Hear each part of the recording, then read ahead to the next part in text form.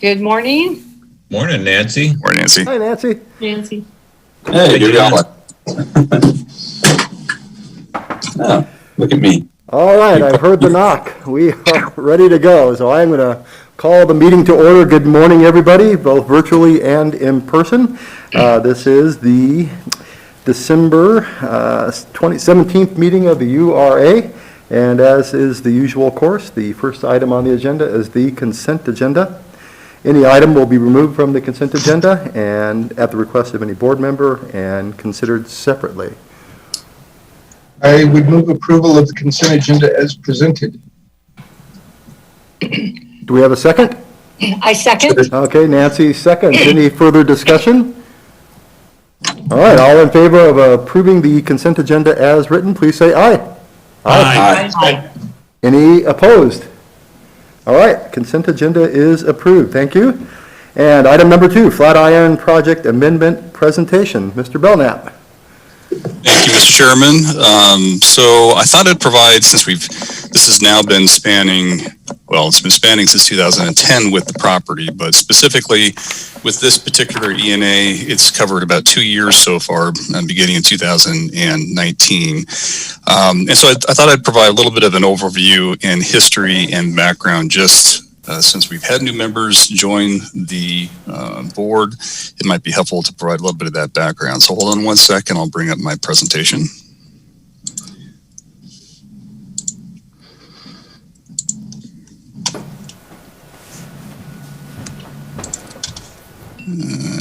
One second. Okay. Hopefully you can see that okay. So we'll go ahead here and get started a little bit. So for background purposes, the agency acquired this property in 2010. And the purpose of the acquisition really was for the construction of Hello Walk, as we've all kind of discussed in the past. That pedestrian corridor that was intended to connect downtown to the University of Idaho campus through an area that was targeted as a prime opportunity for redevelopment between downtown and the U of I. Over several years, a number of structures upon the property were removed, so it was Otto's Produce, along with some other historical buildings, historical in the sense of being fairly old.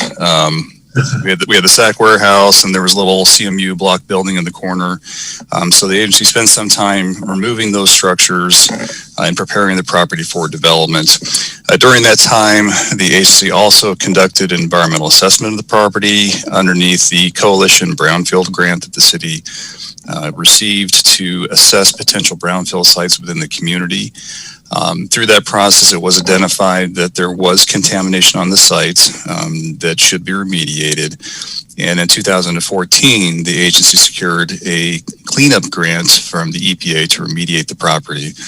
Early on, the contaminant of concern was dieldrin, and that was later determined not to be environmental risk, and then the focus shifted to nutrients, nitrates in the groundwater underneath the site because of past agricultural fertilizer storage on the property.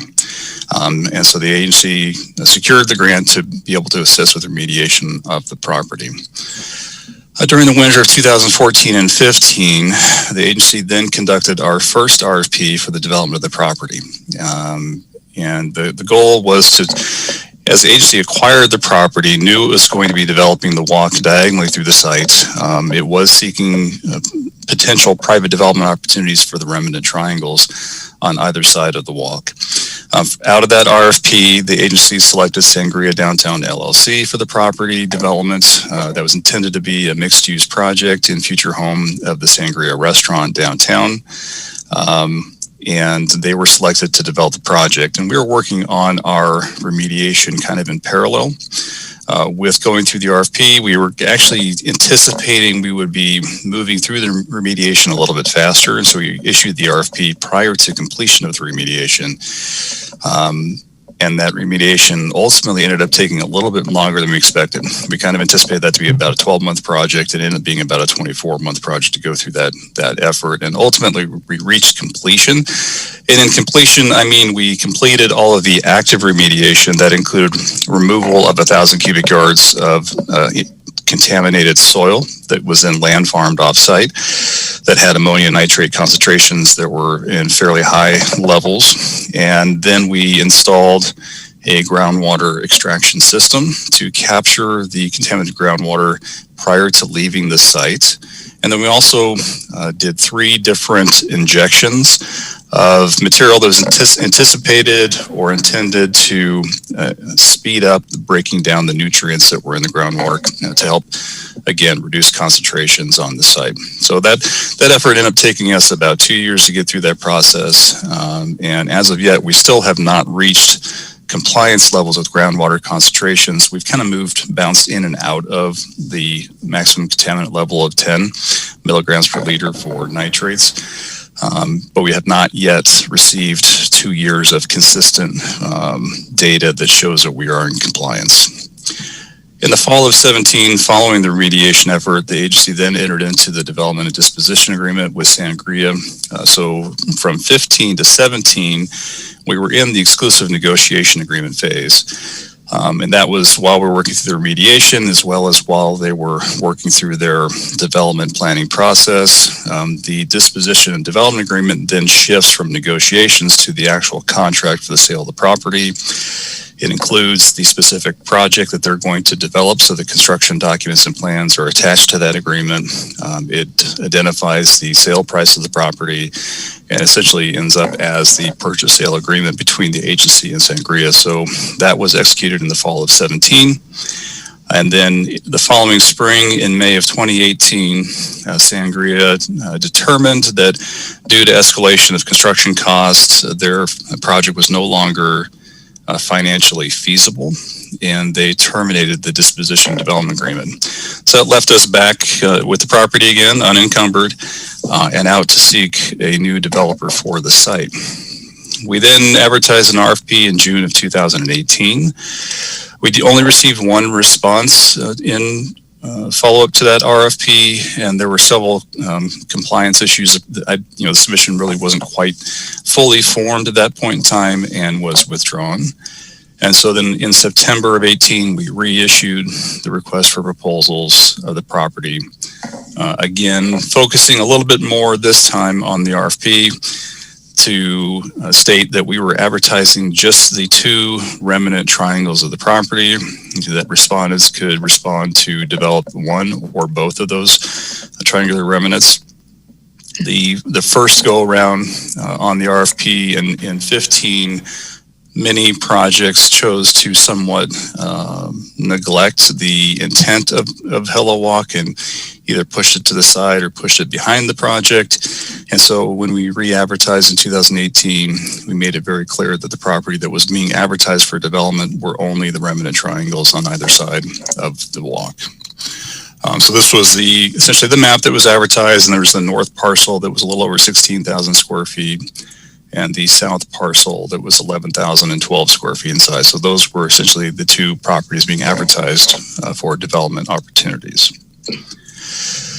In response to the second 2018 RFP, we did receive 3 proposals by the December deadline.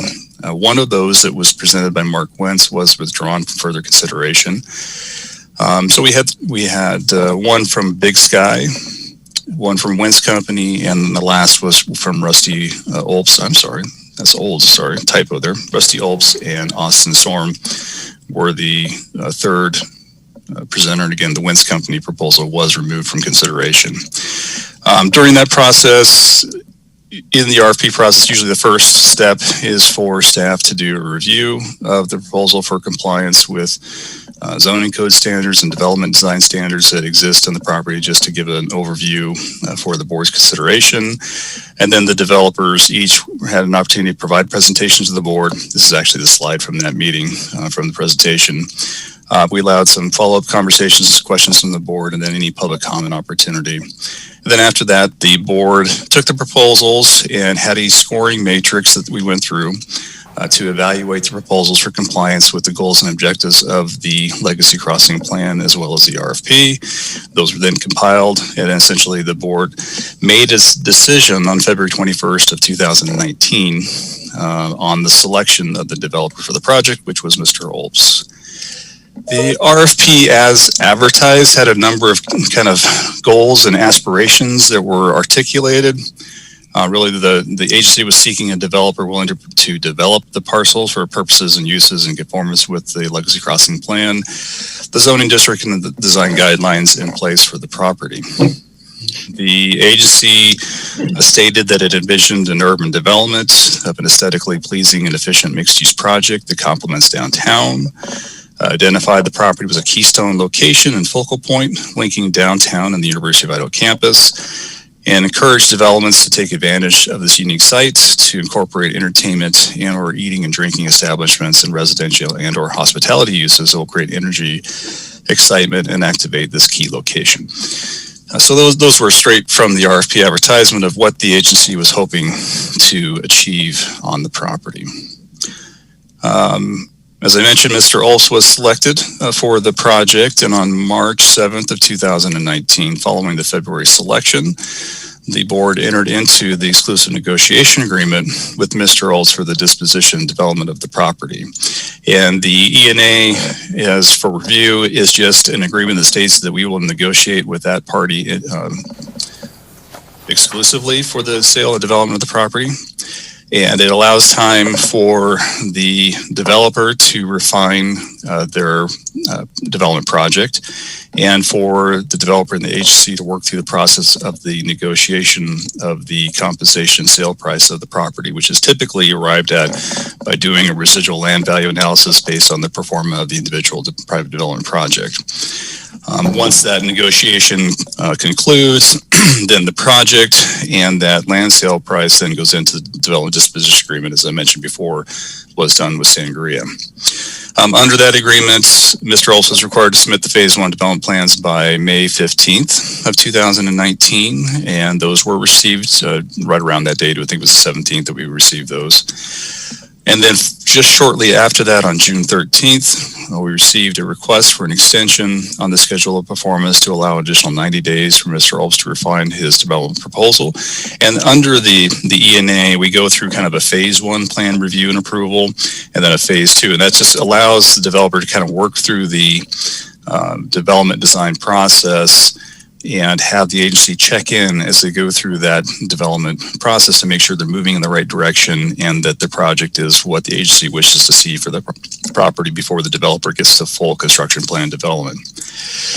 That extension was approved by the board on July 11th of 19, and the Phase 1 plans were approved by the board, submitted and then approved by the board on October 3rd of 2019. Mr. Olps is then requested, sorry, this is a slide from another presentation, an additional 60-day extension to submit the Phase 2 development plans. And that was approved by the board, I believe, on December 12th of 2019, again, allowing additional time to work on and refine his development plans for Phase 2. We also received then a request in March 5th for an additional extension. That was partly to a miscommunication regarding the sequence of review of the plans. The project does have all development projects within the Legacy Crossing overlay area, which this property is located within, has to go through a design review through the Planning and Zoning Commission. We wished for the project to go through that design review before the board gave its final approval, just to make sure there weren't any changes that would come out of that design review from the Planning and Zoning Commission. So Mr. Olps requested some additional time to allow him to go through that design review with the Planning and Zoning Commission. That was again approved by the board. Mr. Olps then moved on and actually received that design review approval from the Planning and Zoning Commission. But shortly after that, he approached the board requesting additional time. And again, this kind of recounting what's happening at that time. Shortly after the March 5th meeting was when really the COVID-19 pandemic began to expand significantly within the United States. That causes obviously all kinds of both economic and social disruption during that time period. And as a result, on May 15th, Mr. Olps requested an extension till the end of the current calendar year, really to assess the impact of the pandemic upon the local economy and the viability of the project that he had developed up to that point. And that was approved by the board on May 21st of this year. So that's kind of the last real action that we've had on this project so far. The initial submission in response to the RFP, and now I'll kind of walk through the different iterations that we've seen on the project, was a 5-story mixed-use development, essentially just under 37,000 square feet in size for the building, 36 parking spaces, as well as the Hello Walk extension. On the first floor, there was about 6,500 square feet of retail space, and then there were 42 studio apartments above that, in the 4 floors above that, ranging from 250 to 650 square feet in size. I'm sorry, the 3 floors. The 5th floor included offices and artist loft studios, collective workspace, and executive boardroom. So this was that initial RFP submission site plan showing the building. Again, the parking located both on the west side and the south side, and then the triangle-shaped Flatiron building there on the north. These were the elevations that were submitted as well as the renderings. So this was the original submission in response to the RFP in 2018. That was the basis of selection. When we received the phase 1 plans, they were modified from the original submission concept. The building actually grew a little bit in footprint, but it was reduced from 5 stories to 3 stories. And so it was 9,650 square feet per level. It included ground floor retail, second floor office use, and third floor residential use. It also included a new additional just over 1,000 square foot single story structure located on the south side, not the south side of Hello Walk. And it had 18 total residential units, including 3 2-bedroom units and 15 1-bedroom units, as compared to the original 42 units that were proposed. The residential units were largely 330 square feet in size. There were 3 larger units in the project taking advantage of some corner spaces. And then there was also a 3,000 square foot rooftop patio space proposed, along with 29 on-site parking spaces, which is slightly less than what was originally presented, but the number of residential units were reduced fairly significantly as well. So this was the revised site plan. Again, parking located on the west and on the south. The triangle-shaped building kind of grew to the west a bit, enlarged in its footprint. And then you can see the outline of the single-story building there on the south side of the walk as well. Just the floor plans again, second level was all the residential units again, and then the rooftop plan. And these were the updated renderings. This is one looking to the northeast on the project down the walk. Here looking from the 6th Street intersection. So the building came down in massing, in height. Materials were changed, going from the white linen to more of a brick and mixed material finishes, and then got a bird's eye perspective of the project.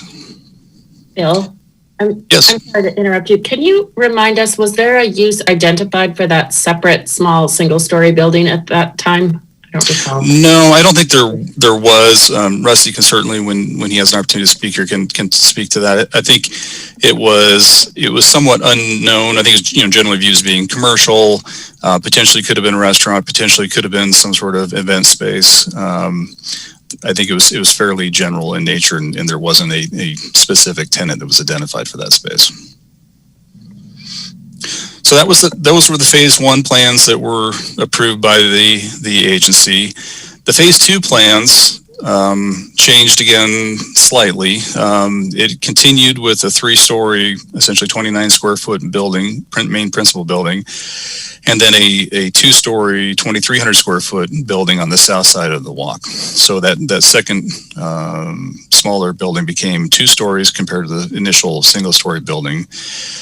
Parking was proposed at 25, included rooftop and then a sky bridge that actually connected the main building and the separate standalone small building on the south side, as well as the extension of Hello Walk. The building was proposed to contain 4 commercial tenant spaces, ranging from 5,000 square feet down to as small as 492 square feet on the first floor. The second floor of the main building was dedicated to a a shared workspace, cooperative office workspace with 17 private offices, a conference room, as well as that connecting bridge to the smaller two-story structure. And then the third floor included 12 one-bedroom studio apartment units and a space for a potential restaurant with a rooftop patio. The smaller two-story building included 790 square feet of commercial space on the first and second floors, and then that connecting sky bridge over to the main building itself. The Phase 2 plans were reviewed and approved by the Planning and Zoning Commission on May 13th. They actually never advanced to the agency because that was shortly, it was right during the middle of the start of the pandemic. And then after getting design review approval by the Planning and Zoning Commission, we received the request to delay submission of Phase 2 till the end of this year. But the development changed design again through this iteration, kind of shifted to a little bit more historic feel, more brick throughout the building. But you can see the main building there on the 6th Street frontage, and then that smaller two-story structure there to the south. And then here's kind of a view there, again, looking to the northeast, showing that connecting sky bridge over the Hello Walk and the parking located there on the south side of the project. There was a floor plan, or the site plan, I should say. And then again, on the floor plans on the main building, you see those 4 separate commercial tenant spaces, as well as the commercial space on the small building on the south side. Private offices on the second floor, and again, the residential units on the third. And the building elevations.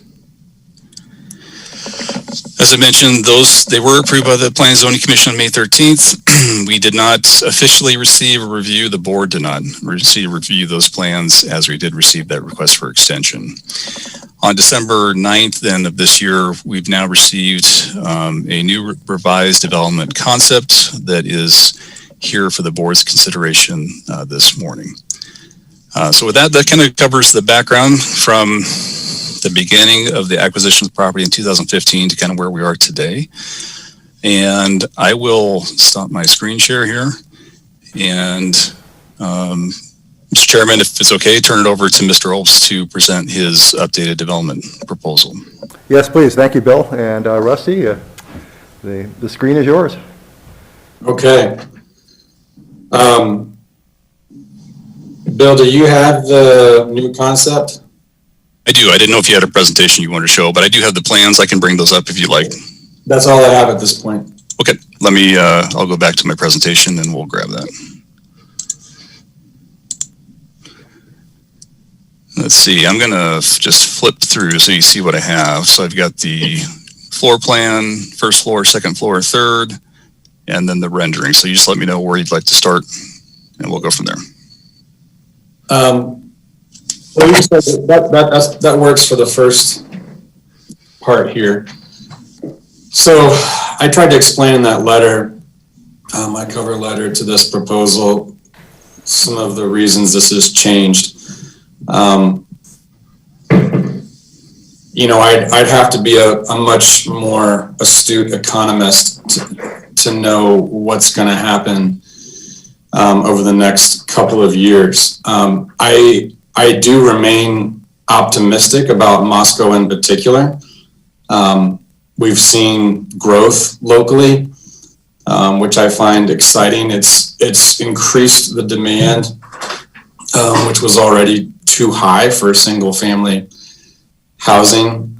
So, and we've seen a glut in the office market as corporations decide whether or not they want to fill spaces or what that will look like. We don't know what's going to shake out in terms of people wanting to stay home versus going back to a more typical office environment. So the big sacrifice this proposal has made is with respect to the office space. These spaces, as you can see, are labeled office, but these are commercial spaces that could be offices or other uses. The building has increased its usable space by cutting out common spaces. The co-work space that I designed in the last two iterations is a very unknown quantity going into the economy that we have now and the culture that we have now.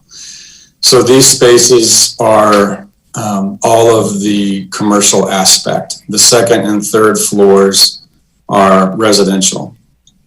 I increased the flexibility and modularity of the commercial design, introducing small bathrooms, which could also have attached kitchenettes on these units.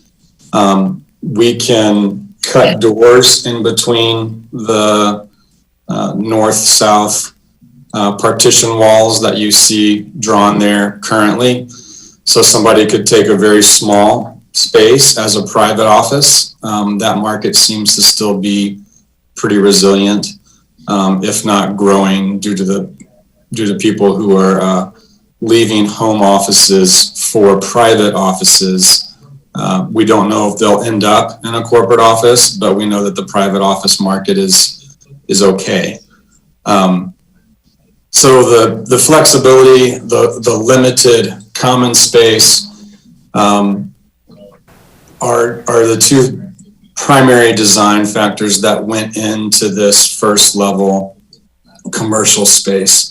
It is designed to be a little bit more private, but I don't intend to relegate the use to simply offices. Again, there's a glut in that market anyway. So I'd be interested in entry level, maybe 600 square foot or so retail spaces. It doesn't preclude restaurants and that kind of thing, but that's a very uncertain market. So I'm guessing that a lot of the tenants for these spaces would be small offices, 2 or 3 employees, that sort of size, some single occupant private offices, and then adventurous retailers who would like an entry-level space and a prominent location to sell everything from, jewelry to pottery or what have you. So that explains the first floor. Are there any questions before we move on?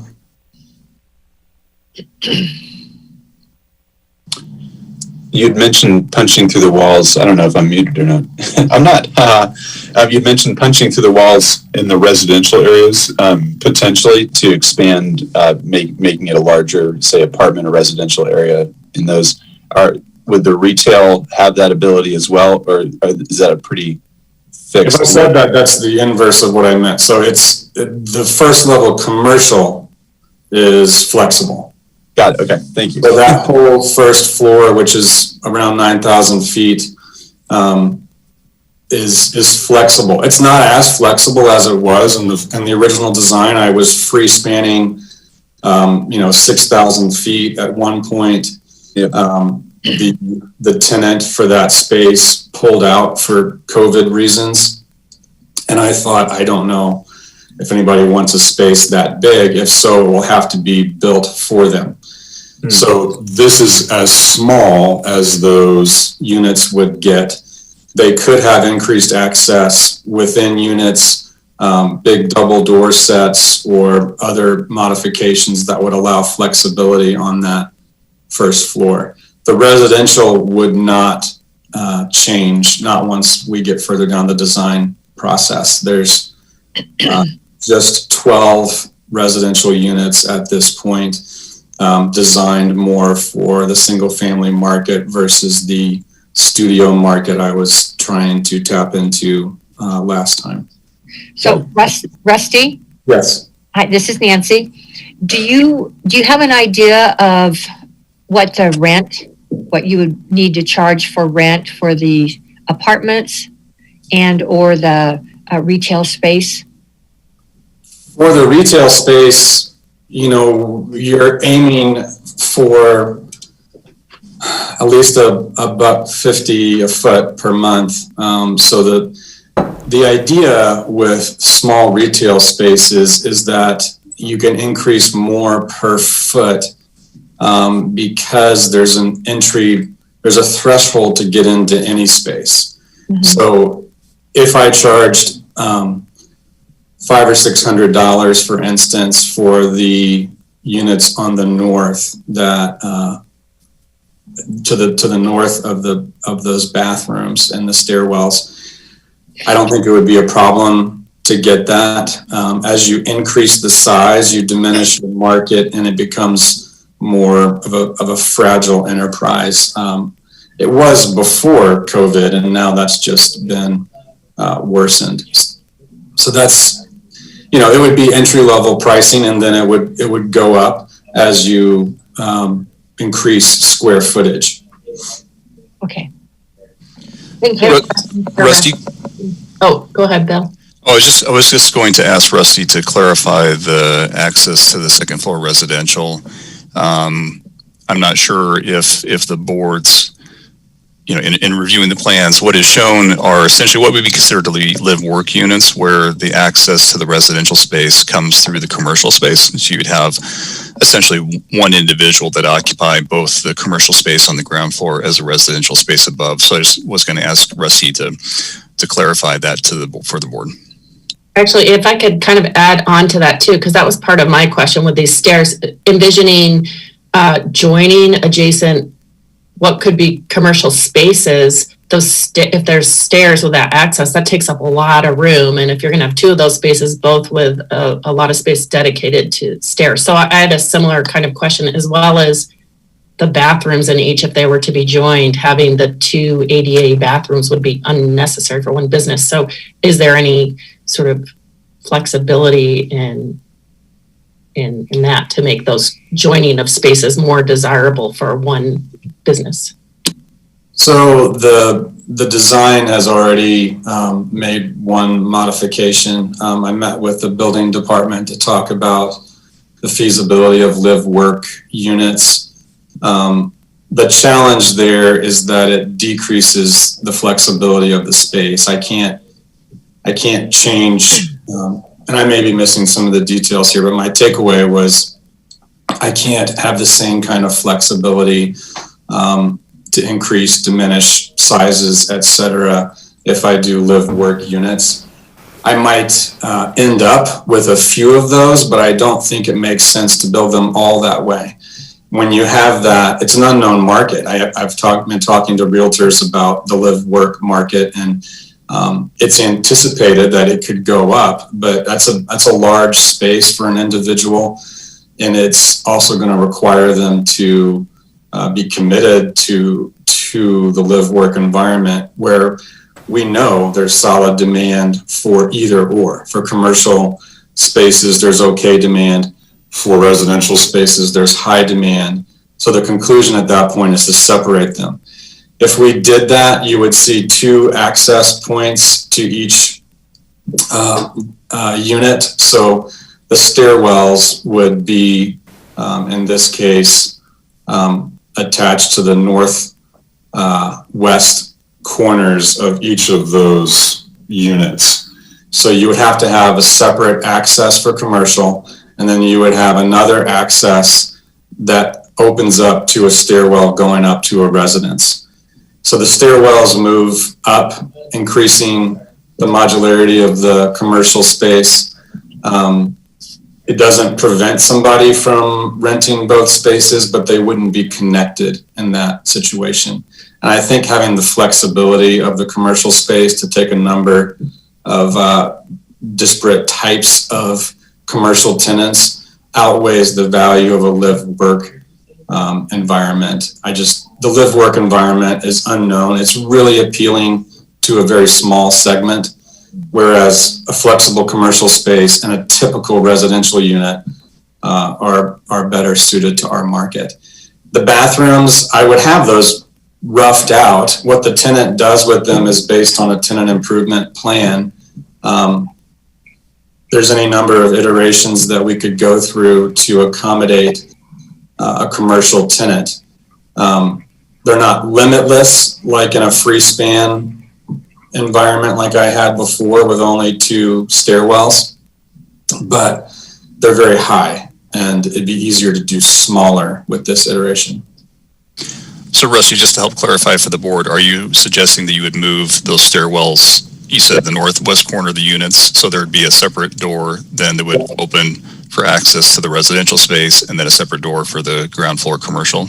Yeah, which opens up those commercial spaces and gives me separate access for the residents, which is honestly what you see in a large part of downtown, right? Some doors go straight into a commercial first level space, and then others, you open the door and it goes up to some second level office space or residential unit. It would be very similar in this building.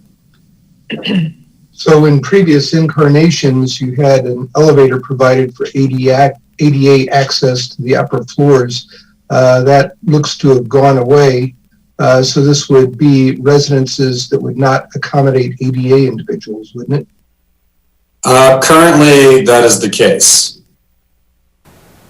The elevator is one of the things that I wanted to cut for overall project viability. There's not a common hallway. Bill, if you want to go up to the second level, I can show them that. So these units, you walk in and you're in a private unit. There's room for elevator access if it was required. My understanding at this point is that it's not required for construction. It may be a consideration that you guys make, but right now it's not a requirement for a 3-story building that's designed this way. So you would typically go up 1 flight of stairs to get into these units. We sliced it north-south like this because I wanted to have light all the way through. In my other iterations, it would have required north residential units to never get direct sunlight, which was a liability that I was willing to assume at that point. But at this point, I think having a more exciting and well-lit residential unit that gives the owner north and south views is going to address a wider swath of the market in terms of people who would want to live here. So also, looking at this plan, the accessory building on the south triangle has also gone away. And what do you contemplate for parking on this one? The building, satellite building, did not, I took it out. As far as its impact on parking, it's unchanged. I could, as you can see from this plan on the right there, there's more room. I could probably squeeze a few more parking spaces out where that satellite footprint was, but the triangle, it doesn't give me an exponential number because of access issues. But yeah, I could turn that into parking. You know, we could talk about reintroducing another building, but I think in my previous iterations, my goal was to get as much of the space utilized as possible. And in this current environment, that's no longer my goal. My goal is to make it as flexible and responsive as possible. So that would either become more parking or a recreational area. All things equal, I'd rather not have the satellite building from a use an aesthetic standpoint. I had it in there because I thought this is my one chance to get the density, the maximum amount of density, because as I understand it, the property use can't change for 12 years. So at this point, I don't want to risk another commercial building in that zone.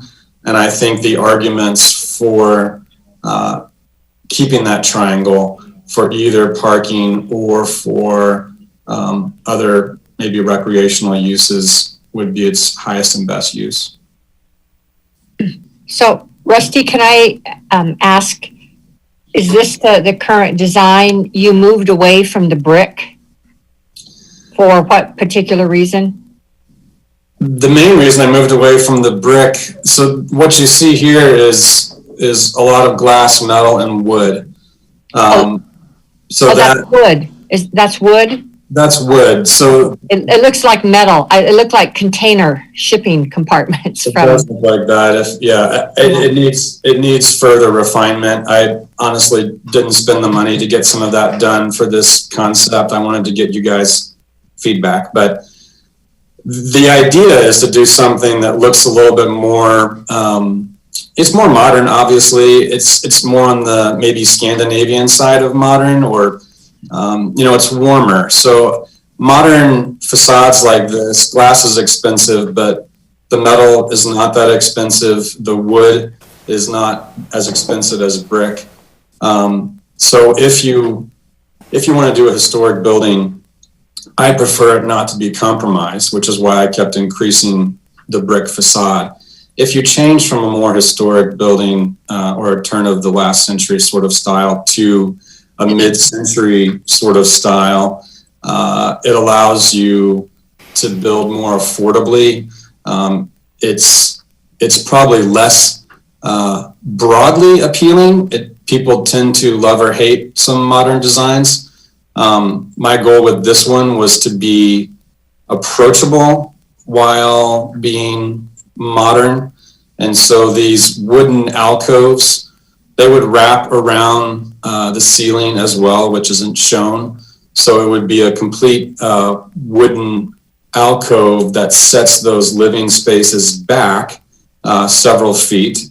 The balconies are introduced so that each unit feels like its own space, and will be more or less depending on commercial use. But that said, this is all open to feedback. I'd be reluctant to go back to my $60 a square foot brick orientation because of the cost, but also because it's not as reflective of the current use. So a monolithic style like I had before, with one plane that goes across the front, describes a building that's got a very mixed internal use, high flexibility.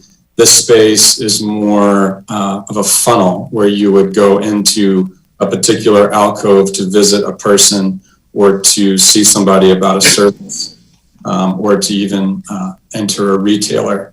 So the spaces are set off. There's CMU on that first level. I could change material for that. I really like the idea of the wood alcoves, but those things are not difficult to change. And again, I understand you are putting this together rather quickly. I'm a real tree fan. Are there trees and landscaping to be in here? But you just and that would all be that's all required, and by you guys. There's a long list of things that include landscaping, as well as approaches. How are those things constructed? Lighting. Yeah, for my part, going back to the original concept for this property was that it would be a welcoming, vibrant space. And looking at this elevation, it doesn't exactly invite people in. And the use of the first floor for offices and things like that doesn't provide what we rejected other plans for in the past, which was after hours, vibrant, welcome to this corner of Moscow concept. And I realize that the economy is a cloudy crystal ball for all of us, but this plan seems to deviate somewhat from that initial desire on the part of the URA to make a welcoming commercial entity, and the segregation into the module form that you have here kind of doesn't welcome people into the area. It seems to segregate things out. The upper floors with the residences are fine, but I think we need more thought as to the use of the first floor for commercial purposes and something that extends beyond the usual 9 to 5, which was what the URA required initially. And in fact, we rejected some of the other plans just for that reason. Well, and Art, that makes me think about the mall next to this, where those are businesses that are closed at 5 o'clock, so to speak, and it's just, it's a dark hallway. And if that was the situation here, would it be just adding to a dark street with closed up stores or offices that were just closed up at 5 and people just walking by and kind of ignoring it? Is there the opportunity for, given the way you've designed the first floor, is there the opportunity, in some point in the future for someone to have 2 of the units and say, let's make a restaurant or let's make a cafe? Does this design exclude, flexible use in the future? It doesn't. So, Bill, could you show the south elevation? This facade's heavy on glass, but this is where you would probably want your nightlife. The 6th Street side is not going to be as likely to have, after 5 o'clock type life going on. When we talk about after 5 nightlife, correct me if I'm wrong, but that's pretty much food service. I don't know, unless you're at the mall or something, there's not places that are open past 5 to sell goods, typically downtown. So it's food services. And my design does not prevent restaurants from moving in. It's just that that's one of the least predictable of potential tenants. So whereas in the last iteration, I was designing for a restaurant or 2, now as I talk to restaurateurs, I don't know who would be moving into that space. Now, so it seems like it would be above my risk tolerance to develop in anticipation of restaurant uses as much as we would all want them. It would require more time. I mean, I could not have told you in March that some restaurants would be doing better than ever. And that's the case. Others are shutting down. And so how that market's going to shake out is really difficult to determine. And the only thing worse in my mind than not having life after 5 o'clock is not having anything after 5 o'clock. And a vacant space designed for that kind of use is it's just risky. I would like to just sort of add on to what Art said. Just historically, when the URA initially acquired this, I'm just going to use a little different terminology than Art did, which is the goal is for it to be mixed use. So a combination of residential and commercial uses. And that has always been very high on why the URA purchased the parcel in the initial place, and really to serve as that connection between the university and the downtown. So, great job still maintaining, working the Hello Walk into that with all the challenges that you have. But looking at that initial concept, and as Art mentioned, some of the other proposals that were rejected didn't have that component, that mixed use component. And I understand why you've had to, with the uncertainties of commercial, alter it this way. But I think what we need to ask as a board is, because of these current uncertainties, are we going to shift the entire goal of why we acquired this and cleaned it up and got all this grant funding and got to this point that we are? And with the office spaces on the downstairs, I know that they can accommodate commercial, but I tend to think you're right, Rusty, that the most probable use will be people privately and individual using them as a private office space.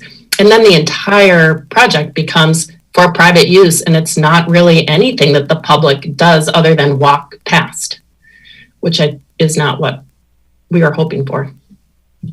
Well, Brandy, while I'm thinking of this too, if we could go back to the front of the building, it does seem so segregated, where I understand the concept on the second floor, but down below, it's just, I mean, if there is a way, it's not fluid looking. It does not feel like a fluid flowing building.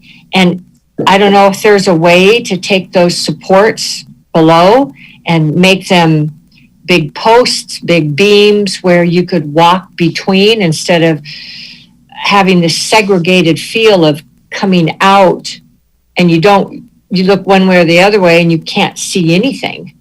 It's, it's a very, to me, when I see that, it's a very closed concept. If I might provide just I think that, and this is, Rusty can respond, but it appears that, the concept was the private office and live work units. And so that design, I think, fits that use. If the thought is to shift away from the live work units and provide flexibility of joining adjacent commercial spaces, then I think this does not achieve that. And maybe that the storefront needs to be pushed out to the bottom of the balcony. And so you have a continuous storefront at that street level that allows more allows great, one of the things you're trying to take advantage of at high traffic street level areas is just visibility and window shopping and pushing that commercial space out to the back of the walk to try to entice and encourage people to come in.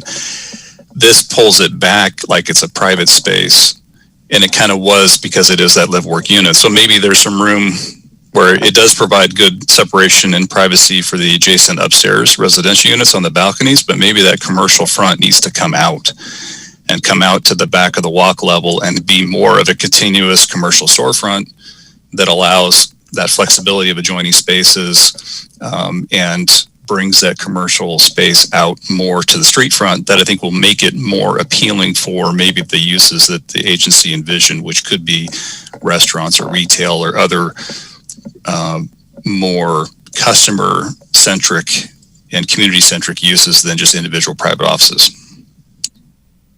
I think one of the things too that this drawing doesn't demonstrate or illustrate is the role that signage or street level graphics might provide. And I think we're not seeing that.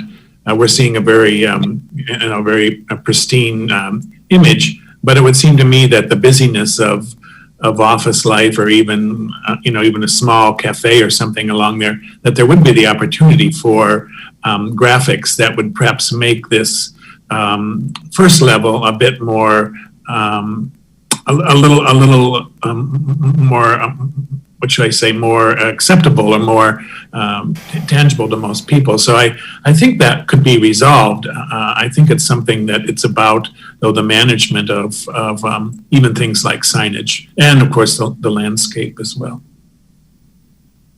I think that commercial use, as far as talking about activity later in the day or at night, I don't think of that just as like night, like restaurants and bars. I think we do have a lot of retail stores downtown that are open past 5, even if it's only 6. I mean, a lot of people work until 5, and then there's the shopping downtown. So, I mean, I'm just thinking of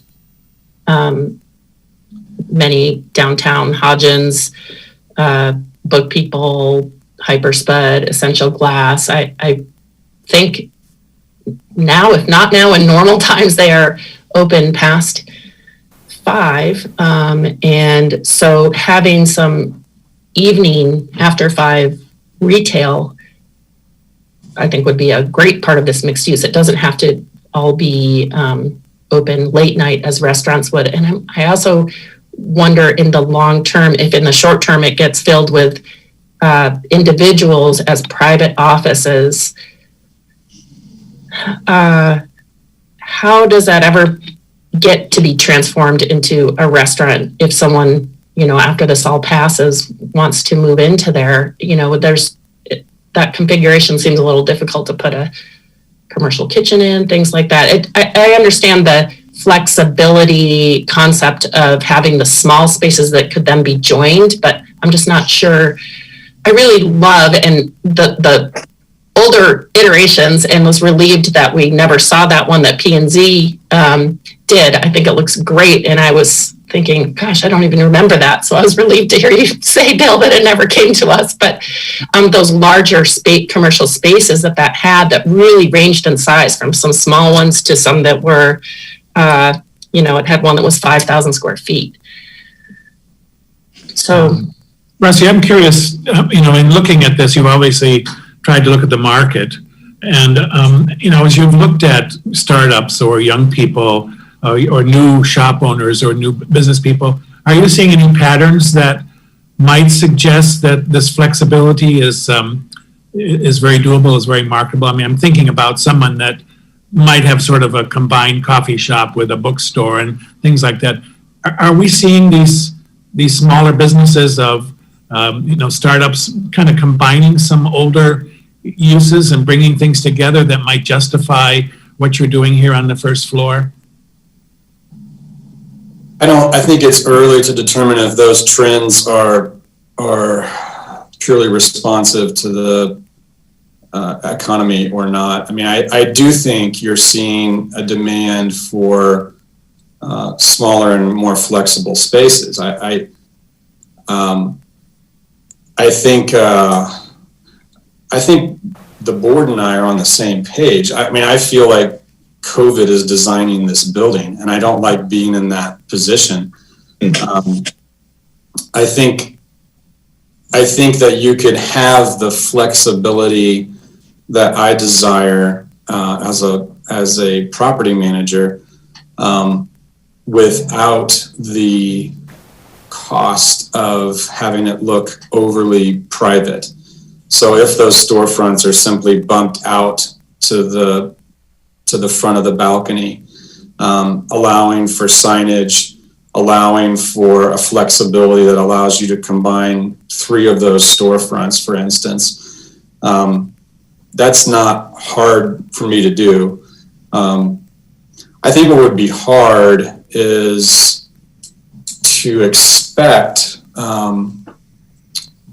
large retailers that are open, past 6 or 7. I mean, in restaurants, I think that's just an unpredictable market that I don't want to design around. That said, like I said, I can make that first level flexibility and have it look like one facade. So street level is all one plane, multiple entrances, multiple opportunities for signage, and you can have your bookstore, coffee shop that takes 1,200 feet, and you can have a restaurant either on the north or the south end. Those are possibilities I wouldn't want to preclude. So in some ways, what you're looking at is the most conservative of design concepts. That's most economically respondent, and I can modify that in a couple ways. One is to change that first level. I'm hearing loud and clear that the first level space needs to be more apparently a consumer-oriented, retail-oriented approach. And I think that's something that can happen. I've got a couple points for you, Rusty. One is, I'm not too young, but I'm young enough to know that when you own your own business and you're trying to figure out how to adapt, change, expand, do any of those kinds of things, flexibility is very important.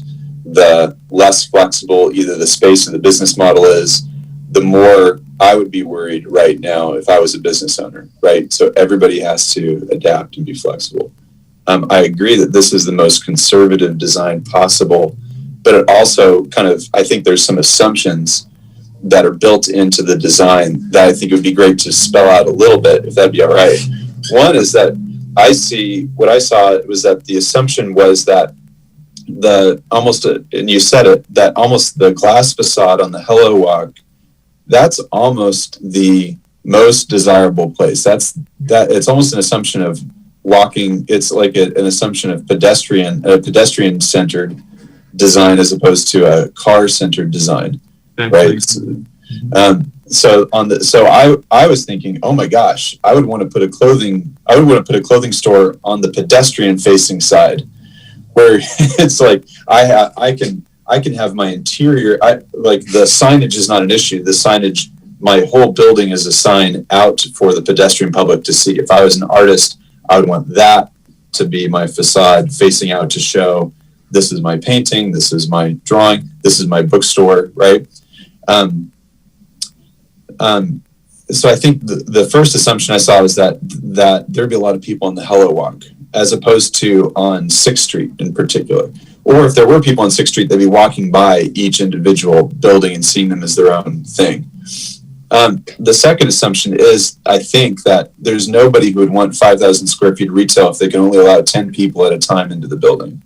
So you're basically designing for less than 10 people at a time into a building. Like this is a building designed to accommodate what I see, as best as you can tell, what the foreseeable future is. But I'd love for you to tell me, or at least kind of walk through your assumptions in terms of this is a COVID designed building. I think it's just a perfectly phrased statement. This is a COVID designed building. What are your assumptions, I think, about the future that are built into this building? Yeah, right? That's a great question. Again, the word flexibility, I'm beating it like a drum, but that's what I want. And I think that I have to design such that I can fill this building with commercial tenants in the next year or so, however we can do construction. I think that environment is going to continue to change. I don't know how, but I think it will. And so it's possible that you're right, that retailers will want to be on this south side that we're looking at. Right now, the only traffic there is for one food truck. So they would have to go out of their way in order to discover Hello Walk. Right. There's no connection. It's across a highway. It's trying, this is the URA's point, I think, they're trying to create a destination so that people will go over there. But then the onus is on the designer and the retailers to make it an attractive place, because it's not like adding another layer, another section of Main Street where there's a natural pedestrian traffic pattern. There is some 6th Street traffic, obviously, coming from the university. But the point is, over time, my desire, and I think the URA's desire, is to see the Hello Walk side, the one we're looking at, be the destination. And maybe there's retail on 6th Street as well, but it's possible that you would start with people more interested in offices on the south side because it's quiet and there's no traffic back there. And then as the Silos site develops and as the economy improves, you could see commercial tenants all the way around, or a shift between office being on one side and commercial being on the other. My goal is simply to accommodate those market demands. And I think that if I showed you guys this first level as one free span, 9,000 square foot module, it would accommodate a lot of the concerns that I'm hearing. And I don't think that's too hard to do. I do think that I would most likely end up building out for these smaller startups, but it's also possible that we could get larger retailers. Quick question too. Mind if I ask about materials real quick? As part of this, are there certain materials that have increased in cost or decreased in availability at the same time due to the COVID restrictions or due to limited capacity for manufacturing or increased demand in construction? Well, yeah, but that hasn't settled out either. I mean, if you wanted to buy a freezer last time I looked, which was last month, it was, you could be 6-8 weeks out.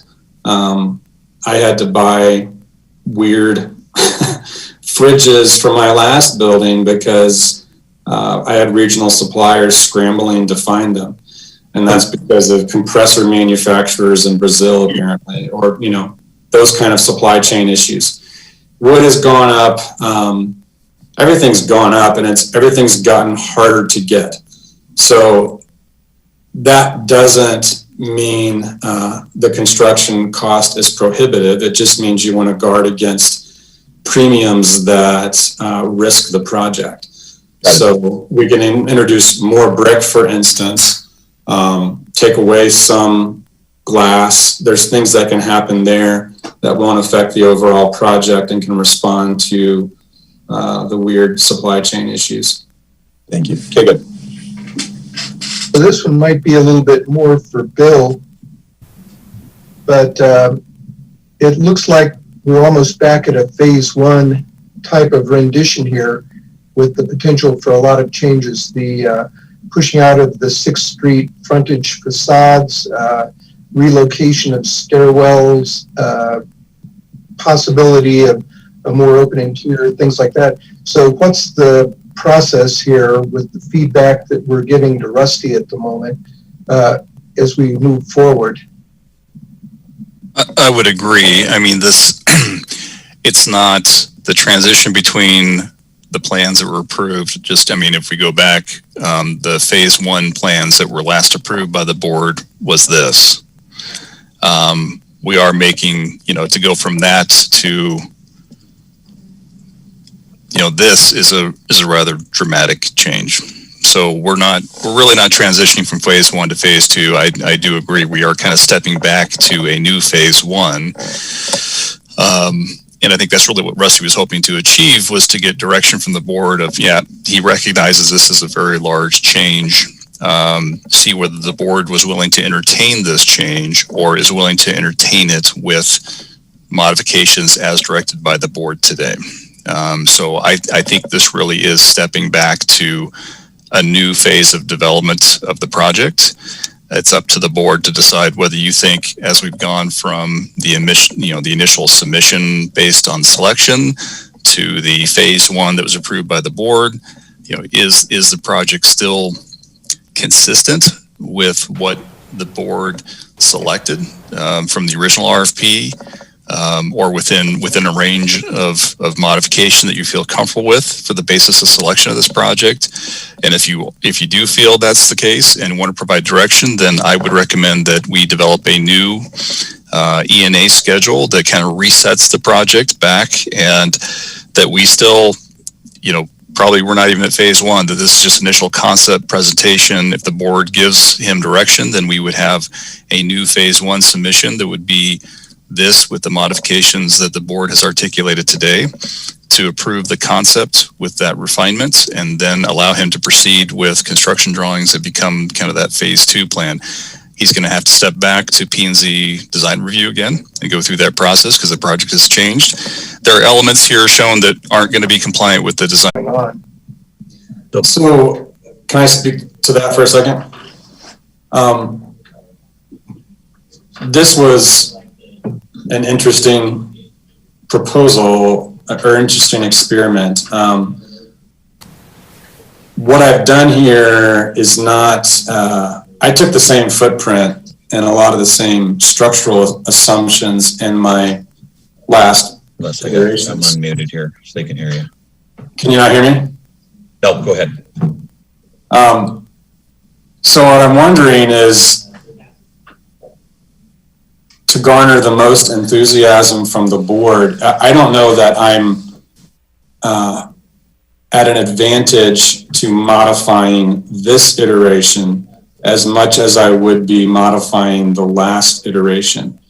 In other words, it's kind of the same to me. The big shift here, I know it looks super different, but in terms of the structure, the big shift is 2 levels of residential instead of 1.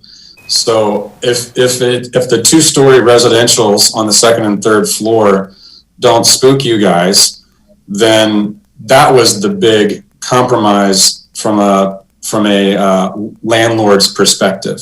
I was taking out a whole swath of private offices. That's the big shift, not aesthetically, but in terms of use. The commercial first level doesn't present as to what I think it actually is. So the alcove approach is obviously more private, but in other words, maybe I should take my last iteration and get what I want by turning that office level and the 3rd-story residential level into the residential unit that I think is best for our market, and retain that street level approach that everybody's so enthusiastic about. Even keeping maybe with the historic design elements and at least first level brick, and then that doesn't prevent me from creating some more private alcove balcony type spaces on the 2nd and 3rd floors of that original design. So that's less of a radical shift than maybe insinuated with this design proposal. I know that's hard to imagine in the abstract. Rusty, just for clarification for the board, are you referring to going back to the phase 1 plans that they approved, or to the phase 2 plans that went to P&Z? The P&Z plans. Could you pull that one up? I can. So just so we're looking at the same thing, I can do it in my head, but that's because I've been living in this building for a couple years. So what I'm talking about is, I don't know about the second building yet. If that's not there, I would want something else interesting there for sure. But in terms of the main structure, that first level could remain largely unchanged. I really like this design. I know. To me, it's like walk in. I vote for this one. Maybe some modification of. I'm gonna have a brick fundraiser. And you guys can participate. But hey, Rusty, is it possible to incorporate a different facade on the upper level? Yeah, that's what I was getting at. Yeah, more affordable, but keep that brick. Hello, walk in, warmth. Right. Sit down. Yeah, and that kind of gets back to I forget what we're calling them, but the middle design was a. Yeah, if you go back to that, this one had kind of brick at that lower level. But I changed that brick to the red brick that everybody likes so much. But this is trying to take a nod to the historicity of the area and the design, while mitigating the cost of those historic elements, such as the brick on the second and third level. So if you did high brick and glass on that first level, and then your second and third story was more clearly a residence, it's a question of how I do the facade, but it's the same idea. It's just a more amenable aesthetic and retail functionality that accomplishes what y'all have been giving me in terms of feedback. Yeah. Yeah, I think that this phase 2 one here, I agree with Nancy. I think this is, I really like this one. I do think that the current thing that we're seeing today, I think it strays too much from the original RFP, the ENA that we entered into, and it's too different of a project, primarily because of the absence of it really being a mixed use. And when we think back about the other ones that we rejected when you were chosen, I think this current one is too different. But this phase 2 one, if I would be supportive of trying to kind of rework that so that it fits in with financially for you, And I feel that that would be in line with continuing with this, but with the current one, I think it's just too different than what we entered into with the ENA originally. And actually, I think that this design, the phase 2, would be really welcomed by the community versus the other one, which I just think they might maybe wonder what were we thinking. And I'm not being positive. Rusty, I appreciate where you're coming from with all of this, but yeah, I think if we can modify this, that works, like what we said with the different facade up above, and keep this brick and the awning and the windows and all of it just like that. I can tell you that a couple of things that you would see if I was allowed to rework this phase 2 plan, that there's a couple of things that I developed in the latest one that would be hard for me to pull back from. One of them was stepping the building down north to south. Right now, those north units that are on the other side of the building are dark. And so I'm interested in stepping it down a little bit. That's only going to impact the residents, and it will only impact a view from the south, which is never approached by vehicle. I don't think it would look bad anyway, but the 6th Street side would be less changed. The Silos Hello Walk side would step down a little bit, and I think that makes it more of a pedestrian-friendly bowl or basin approach instead of the 3 stories all the way around. Mm-hmm. That's the big thing that I would retain from the latest proposal. And I don't know if I can make the satellite building work, partly because it's just that much more risk, but also because it's that much more shade. I don't want to discount, the fact that I've already got the silhouette of the silos going across this building at all portions of the day. To add another shadow means that corner underneath that bridge, as cool as that bridge is, it's going to be mossy. I just wanted to say too that, Rusty, you were correct when you said the URA's vision has always been that Hello Walk side of the building would be the desirable place to be. And that's the whole purpose of the Hello Walk. You would have your storefronts right there. Maybe you have tables out there if there are any dining establishments, and that would really be the attractive side, because we have feedback that corridor along 6th Street is really not a great connection between the university and downtown. So the whole point of that Hello Walk would be to get the traffic to those storefronts. So I think that side is where we envision that sort of vibrancy in the spaces that are open to the public. And I do understand that you've had to make these changes because of COVID, but I just think we would be making a mistake to be going with a COVID, as Mark said, this looks like a COVID designed building. And we have to think this is a long term. This is going to be here for a long, long time. So we don't want to compromise based on a short term limitations with uncertainties. And I do understand you needed to do it that way, but yeah, no, I think I can get the flexibility I need. So the COVID accommodation can be a higher degree of flexibility.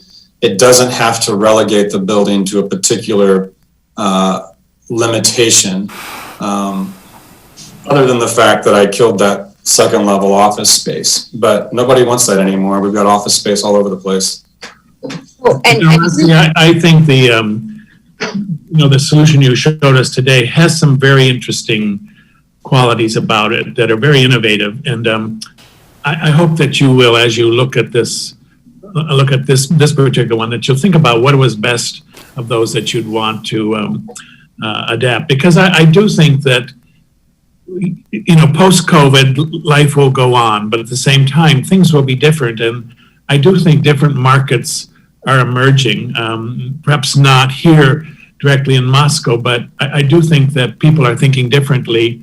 And I think the opportunities that your today's solution showed, there are some real opportunities there. So I would encourage you to, to think very boldly about the Hello Walk side, which I think has been said is very, very good.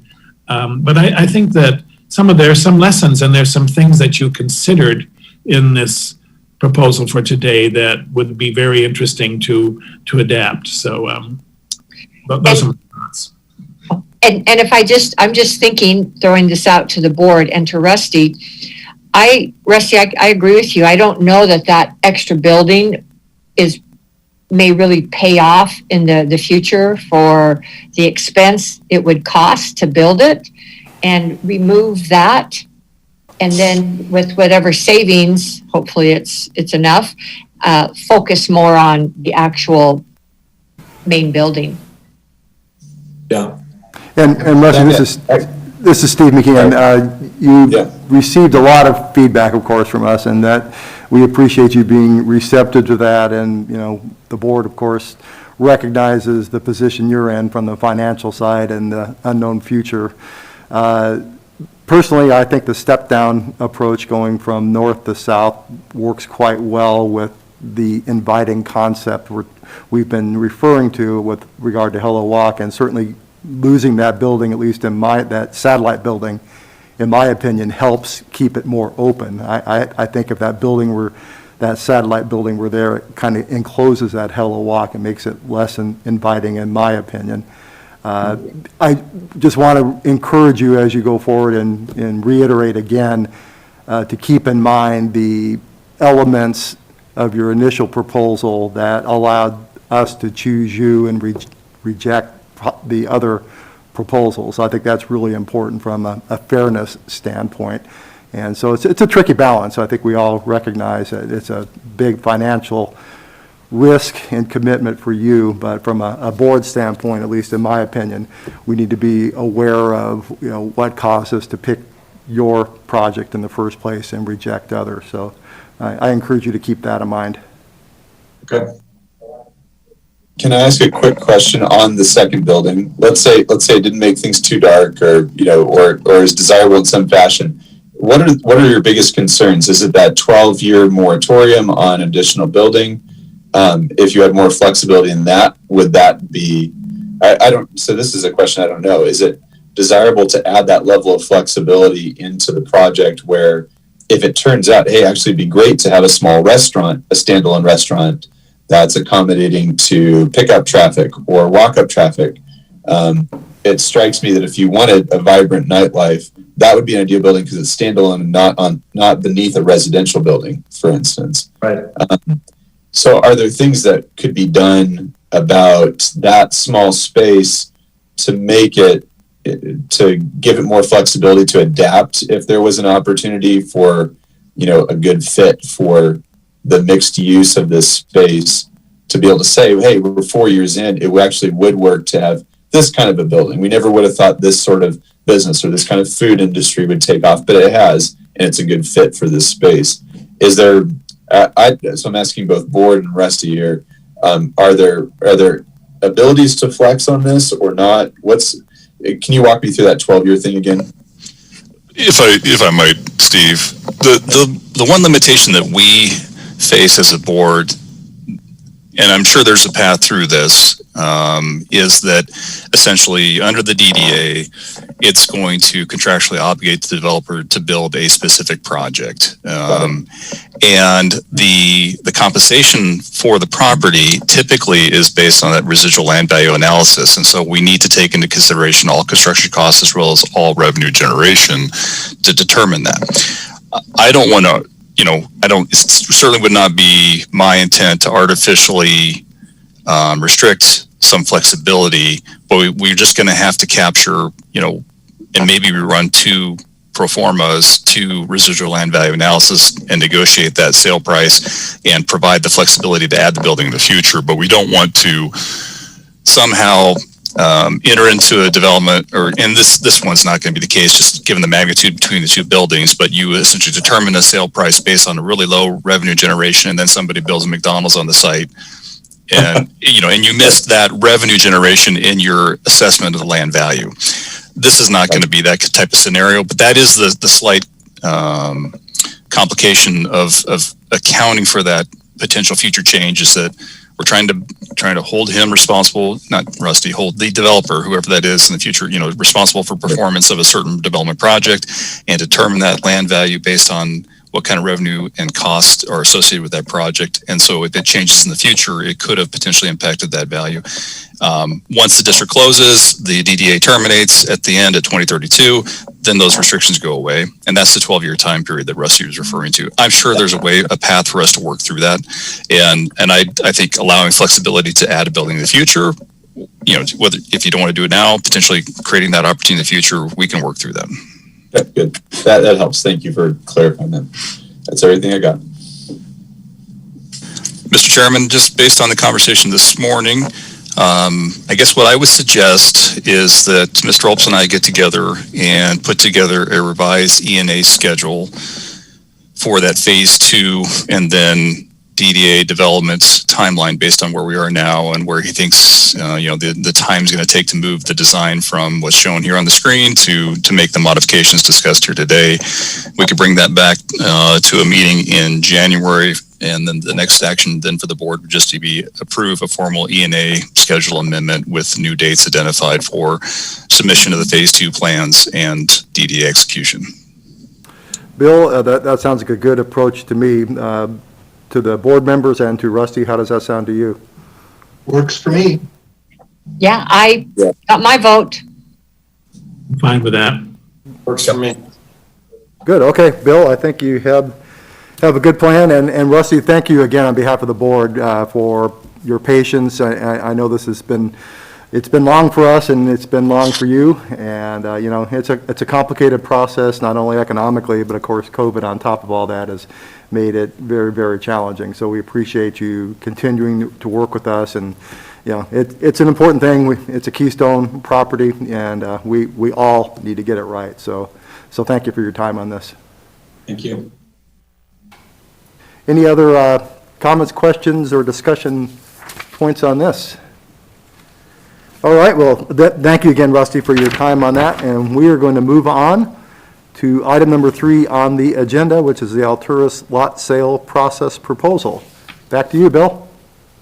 Thank you, Mr. Chairman. So let me just advance my presentation here. We'll move on. Okay, so very, very quickly, as this is mostly recap for most of the board, at the March 5th meeting, well, this is kind of recap from then, but as you're aware, the agency imposed additional land use restrictions on the phase 2 lots in Alturas in January of 2019. When we finally were able to amend those covenants, all of our lots were under exclusive negotiation agreements, so we did not take any action to amend the covenants at that point in time. Those E&As have now been terminated, and we have both executed and recorded the removal of those additional land use restrictions on the phase 2 lots.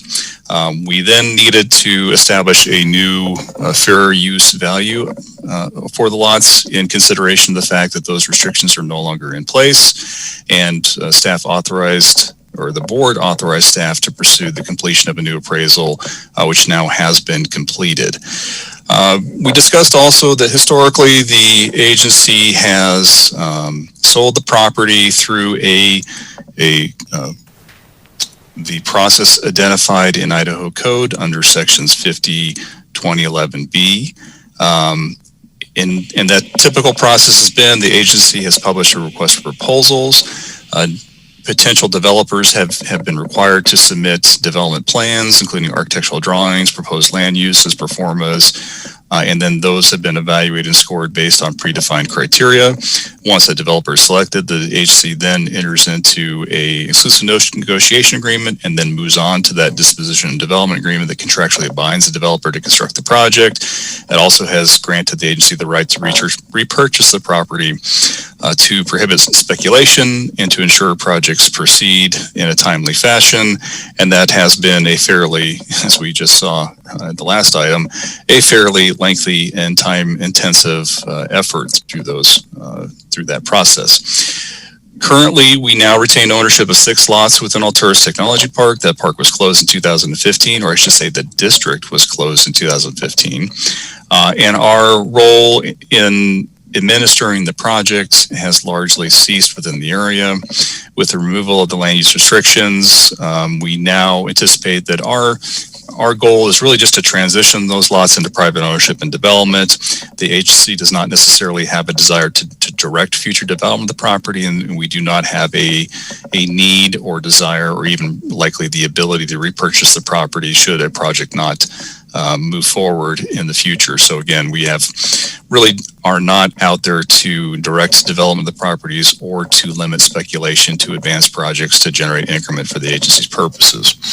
Idaho Code 50-2011B does provide a alternate means for a reasonable competitive bidding procedure that the agency can prescribe for the disposal of those lots, which is what staff is proposing today. That the appraisal, as I mentioned before, has now been completed.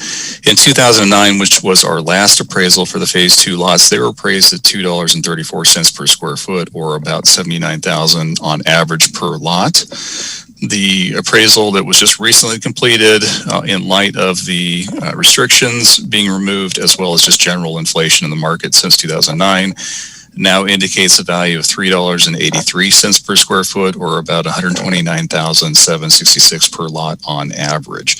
And this is just the synopsis. The lots do range in size, as we'll see on the next slide.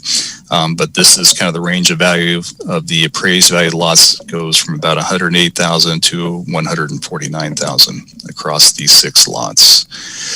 So this slide then shows you the individual lots, the lot area. So they do range in size from 28,378 square feet up to the largest lot at 38,885 square feet.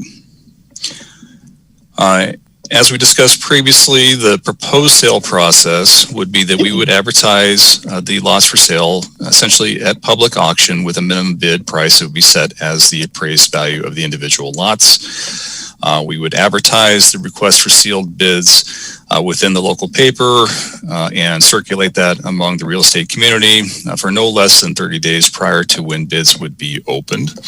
The agency would accept sealed written bids that would be publicly opened and read at a specified time to ensure that it is a public and open to the public bid process. And the agency would accept the highest bid that is at or above the minimum advertised bid price for each of the individual lots. And then we would, in the case that we had ties, which I could potentially see bids being submitted at the lowest bid offer for individual lots, then the bidders that submitted the tie bids would be allowed 24 hours to resubmit a revised bid for the agency to again publicly open.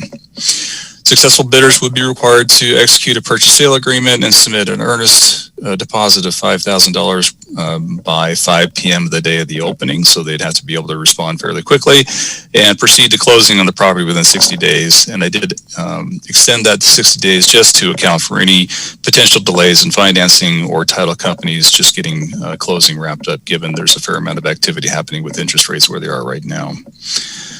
So I have prepared the RFP package that was in your packet today. That includes all the documents that we would anticipate including in the request for proposal package. So it includes just to run through the documents that are included in there. It has the actual RFP document itself that outlines the details of the bidding process and where to submit bids. And then we would have included in that includes the bid form. That is the document for them to submit the bids, the proposed bids for the lots, the release form, the sample purchase agreement, a copy of the subdivision plat showing the lots under consideration, a copy of the appraisal report, and then both the Phase 1, Phase 2 covenant documents, and then the amendment to the Phase 2 covenant documents that remove those use restrictions. So all of that would be included in the packet of materials that interested parties would receive for the RFP, and that we would post on the agency's website for public access. So staff is seeking board approval to proceed with this bid process. Again, the appraisal report has been received now, so we anticipate that we would publish the advertisement shortly after Christmas with, I think right now in the draft RFP, I have a submission deadline for the first week of February.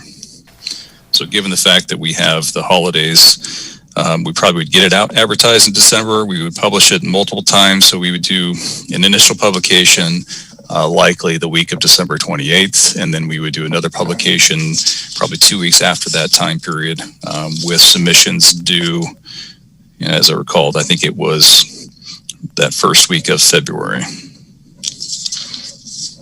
Yeah, February 4th is what we had in the draft. So it has a stating that sealed bids would need to be received prior to and would be opened at 11 a.m. on February 4th. Well, we would do kind of a morning opening because the successful bidders would be required to furnish their deposit and a signed copy of the purchase sale agreement with the title company by 5 p.m. of the day of the bid opening. That deposit, we are stating, would be a non-refundable deposit. So we want to make sure that interested buyers are serious in the proposition and would have to furnish that deposit to the title company on the day of the bid openings. So with that, I would be happy to try to answer any questions the board might have. Thank you, Bill. Board members, any questions or comments? Brandy? I think we should go ahead with it with the timeline that you proposed. Yeah, I agree. I think it's great. Sooner the better. And Bill, I had one question. Maybe I missed it, but the appraised price went up from 2 something to 3 something. I forgot exactly what it was. And you had an average lot price, I thought, in your presentation of somewhere around 78,000 or something, wasn't it? Let me go back to that. It was 79,000 was the initial. So these are the numbers from the 2009 appraisal, was $2.34 per square foot, which averaged about 79,257 per lot. At the 2020 appraised value of $3.83 per square foot, that average moved up to about 129,000 per lot. That's what I was looking for. I had 79 in my mind, and then I saw the minimum bid amounts and couldn't resolve that. But your answer makes perfect sense to me, and as Brandy and said, and Nancy, I agree. I think we should move forward with this. Other comments from board members? I'll concur. It looks good. All right, Bill, then, it sounds like, at least from the comments you've heard, the board is directing you to move forward with this. Board members, am I stating that correctly? If I could get a motion to approve the proposed RFP and provide staff direction to proceed with advertisement. Okay. I got a thumbs up from Art. I'm not sure that counts as a motion. That's a motion. All right. Okay. So we have a motion, and Brandy, were you seconding? Yes. Further discussion on the Art thumbs up motion? If not, all in favor of approving as moved, please say aye. Aye. Any opposed? All right, motion carries, and Bill, we would like you to move forward. Thank you. All right, on to item number 4, general agency updates. I do not have any real significant updates to provide this morning. Given the late time, we've had a fairly long meeting this morning. I think I'll curtail any non-critical items, and I have to actually get out to a project meeting at the police station here. I'm about 10 minutes late. So I think we'll keep that short. Just would wish everybody happy holidays, and we'll see you next year. Yes. Thank you. Thank you, Bill, and I'll reiterate that. Happy holidays, and everybody be safe out there, and enjoy what we can. Thank you. All right, take care. Thank you, everybody. Thank you. Bye.